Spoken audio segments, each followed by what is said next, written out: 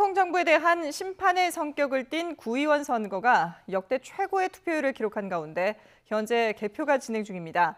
전문가들은 대규모 반정부 시위를 이끈 범민주 진영의 야권이 유리할 것으로 예상하고 있습니다. 취재기자 연결돼 있습니다. 이동우 기자. 예, 국제부입니다. 예, 자, 많은 관심을 모았던 만큼 투표율도 상당했군요.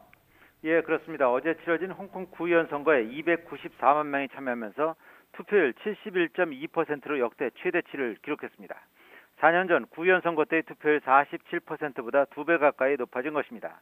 이번 구의원 선거는 홍콩 정부의 범죄인 인도법 개정안에 반대해 시작된 시위가 6개월째로 접어든 가운데 열려 홍콩 정부에 대한 심판의 성격이 짙습니다. 반중파와 친중파의 대립 속에 치러진 이번 선거의 결과가 홍콩 민주화 시위의 방향과 홍콩 사회의 미래에 큰 영향을 줄 것으로 예상됩니다. 홍콩 언론 보도에 따르면 이른 시간부터 홍콩 시민이 투표장으로 향하면서 각 투표소 앞에 긴 줄이 생겼습니다. 돌발 상황에 대비해 경찰 3만 명이 넘게 투입됐지만 별다른 충돌은 없었습니다. 네, 지금 개표가 진행 중이어서 조만간 결과가 나올 것으로 보이는데 일단 친중파보다는 반중파가 유리할 것으로 예상된다고요?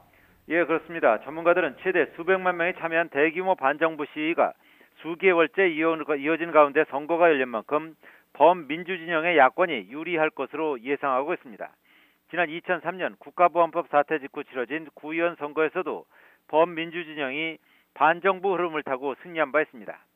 선거구별 당선자는 개표 작업을 거쳐 오늘 오전부터 나오고 있는 상황인데 야권이 승리 중이라는 보도가 잇따르고 있습니다.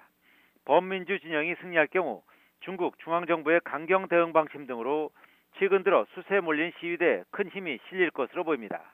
행정장관 직선제 등 정치개혁 요구도 활기를 띨 가능성도 있습니다. 하지만 친중파 진영은 최근 두드러지는 시위대의 폭력에 반감을 가진 침묵하는 다수의 의견이 투표를 통해 표출될 것이라고 주장합니다.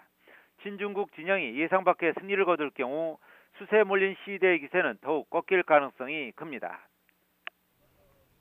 네, 말씀하신 것처럼 이번 선거에서 지는 쪽은 상당한 타격을 입을 수밖에 없는데요. 자, 이번 선거의 의미 다시 한번 정리를 해볼까요? 예, 이번 선거는 18개 선거구에서 구의원 452명을 뽑는 것으로 외형만 보면 풀뿌리 단계의 선거일 뿐입니다.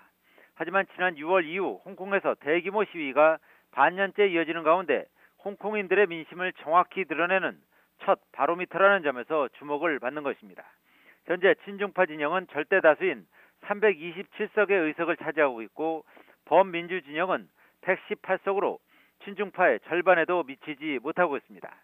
하지만 전면적인 민주화 운동이 벌어진 이후 진행되는 첫 선거여서 정치적 위상이 완전히 달라져 범민주 진영이 과반을 차지할 수 있을지가 최대 관건입니다. 아울러 이번 선거는 차기 행정장관 선거를 위한 전초전의 의미도 있습니다. 452명 구의원 가운데 117명은 홍콩 행정장관을 선출하는 1200명의 선거인단에 포함됩니다.